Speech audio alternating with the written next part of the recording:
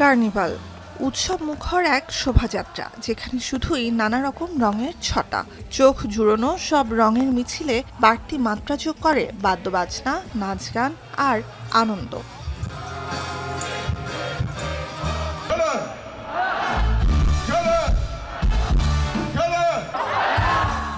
জার্মানির ২০০০ বছরের ইতিহাস সমৃদ্ধ কোলন শহর, রাইন নদীর তীরবর্তী শহরটি দেশের পশ্চিমাঞ্চলের সাংস্কৃতিক কেন্দ্র।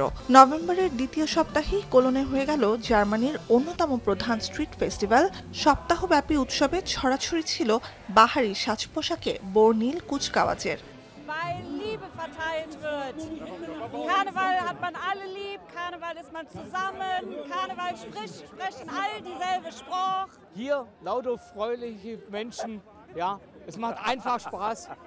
Man sieht ja, man hat lauter freundliche Leute um sich herum. অন্যদিকে লাতিন আমেরিকার দেশ বলিভিয়ায় হলদে সবুজ তরমুজের মতো ফল পেপিনোর আদলে ভাঁড়ের সাজে মিছিল করেন কয়েকশো মানুষ।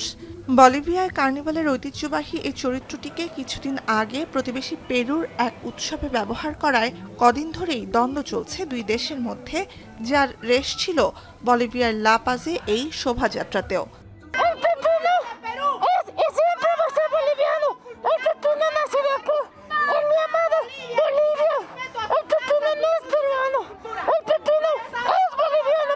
Y lo hacemos este reclamo a nivel mundial y queremos enviar nuestro mensaje a la UNESCO.